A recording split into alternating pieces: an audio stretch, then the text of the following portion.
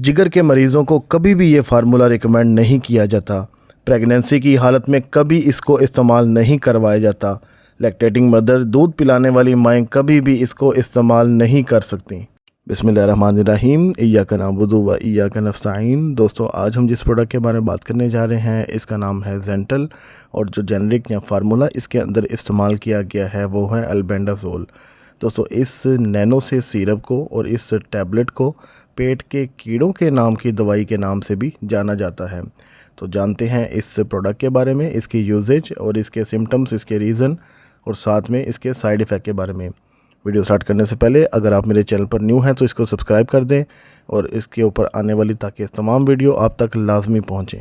अब दोस्तों, अगर हम एक सिंपल डेफिनेशन की बात करते हैं तो अल्बेंडाज़ोल एक ऐसा जेनरिक है which is use for the treatment of most common variety of parasitic worms and it's infection. यानी जो पेट के अंदर मौजूद कीड़े होते हैं, वो कीड़े राउंड वार्म हो सकते हैं, वो पिन वार्म हो सकते हैं, वो हुक वार्म हो सकते हैं।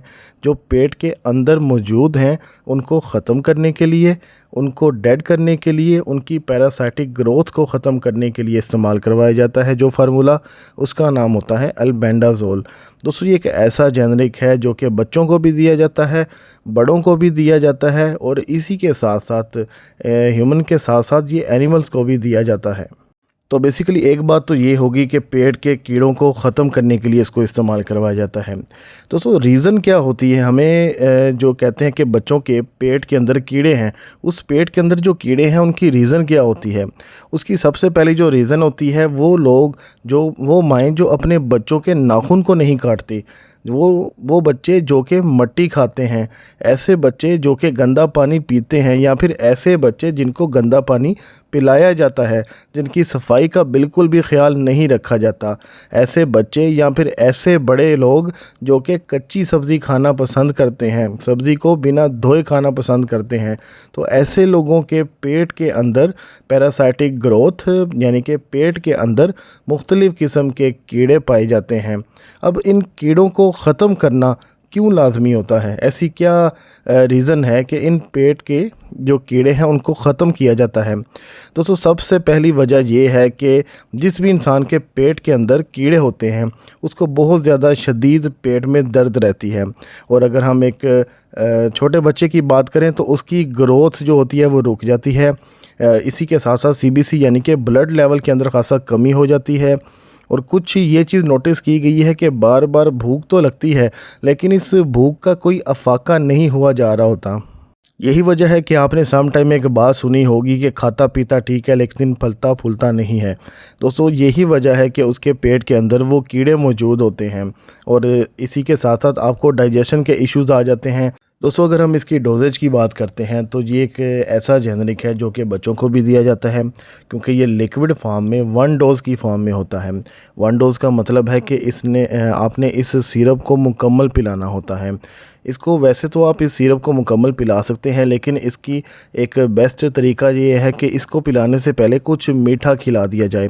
तो अगर हम इसकी एक चाइल्ड के लिए बात करते हैं तो आपने 15 से 20 दिन के गैप के बाद 3 से 4 दफ़ा इस सिरप को बच्चों को पिलाना होता है।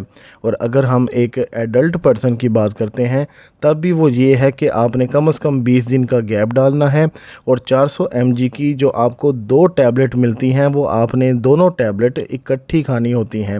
इस तरह 2 से 3 साइकिल में आपने इस टैबलेट को खाना होता है। दोस्तों, ये एक एडल्ट पर्सन की डोजेज है, लेकिन अगर आप बूढ़े लोगों की बात करते हैं तो WHO के स्टैंडर्ड के मुताबिक चाइल्ड की और बूढ़े लोगों की जो डोजेज होती है वो सेम होती है।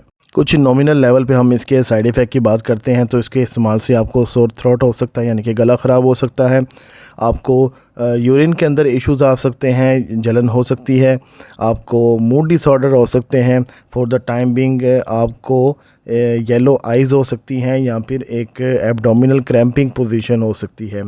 दोस्तों एक एहतियात है इसके अंदर कि ये जो मेडिसिन या फार्मूला है ये कभी भी प्रेगनेंसी की हालत में इस्तेमाल नहीं करवाया जाता। और वो माएँ जो कि बच्चों को दूध पिला रही होती हैं, लैक्टेटिंग मदर्स को भी ये फार्मूला कभी भी रिकमेंड नहीं किया जाता। और तीसरी इसके अंदर एहतियात ये है कि वो लोग जो कि करंटली लीवर पेशेंट हैं, लीवर पेशेंट को भी ये फार्मूला कभी भी रिकमेंड नहीं किया जाता। और इसी के साथ साथ जो लोग अभी डायलिसिस की कंडीशन में हैं तो उन्हें अपने डॉक्टर के साथ अपनी हिस्ट्री लाजमी शेयर करना होगी। और एक और इसके अंदर एहतियात है कि बच्चों को हमेशा सिरप दिया जाता है, उन्हें कभी भी टैबलेट को चबा कर पिघला कर या उन्हें पानी में डालकर कभी भी पीस कर नहीं दिया जाता। दोस्तों बच्चों के लिए सिरप की पोटेंसी है और बड़ों के लिए इसकी 2 टैबलेट की जो कि 1 डोज होती हैं वो पोटेंसी है। जबकि एक जो हमारे बूढ़े लोग होते हैं, जो हमारे बुज़ुर्ग होते हैं, उनको भी बच्चों की तरह सिरप ही रिकमेंड किया जाता है। ये था दोस्तों इस ज़ेंटल अल्बेंडाज़ोल जो कि पेट के कीड़ों की दवाई है, इसके बारे में रिव्यू मिलेंगे आप लोगों के साथ अगली वीडियो में एक न्यू फार्मूला, एक न्यू जेनरिक, एक न्यू प्रोडक्ट के साथ। तब तक के लिए अपना ख्याल रखिएगा। अल्लाह हाफिज़।